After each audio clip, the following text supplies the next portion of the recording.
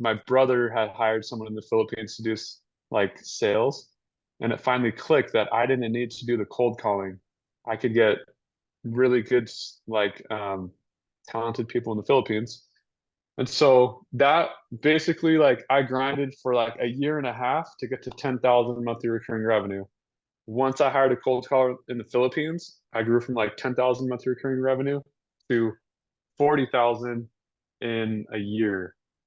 So it just like completely sped up growth. Um, but top level quick overview is I use onlinejobs.ph. It's like Indeed, but for the Philippines. Post a job post for a cold caller. Um, you know, hopefully a bunch of people will apply. You can like message people individually, if you want to do that too to get more applicants.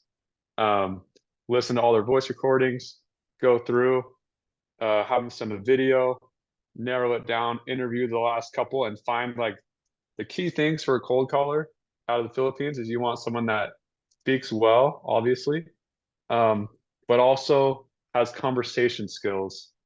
Yeah. As you interview people, you'll see some are kind of more like scripted, and some can kind of flow and just talk like we're talking and just seem more American. So the more they can be good at like just conversing, the better. The less they have an accent, the better. Those are the two main things I look for. And then obviously like how motivated are they? Are they like haven't had a job in 3 months and they want to bust their butt for you? Or are they like, oh, I'm Mr. Awesome at Keep sales. going. I Keep need going. $1,000 a month or something. So that's kind of my frame of reference for hiring someone. I guess top level overview also before that is if you're thinking, oh, should I hire someone to do sales for me or not, or like to set appointments or to find interested business owners, um, just think of how much money you make, right?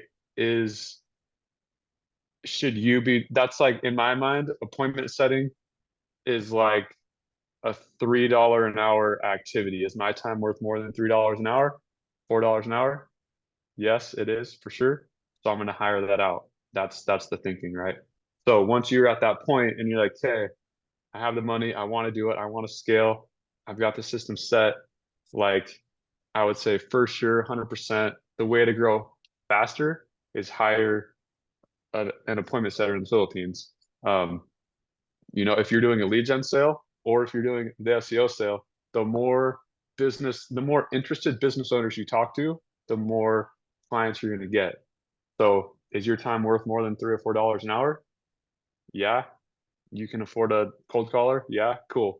That's when I would go on onlinejobs.ph, find a really good one and hire them.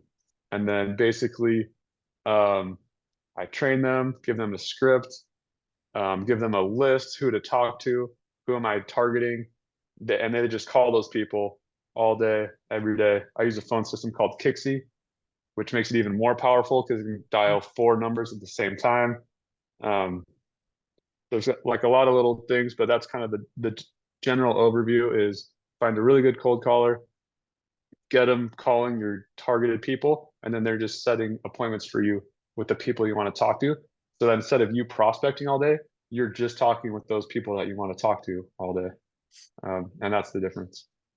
So it comes down to like, we say this all the time, right? If you want to make more money, you have to ask more people for money. Like it's very simple, right?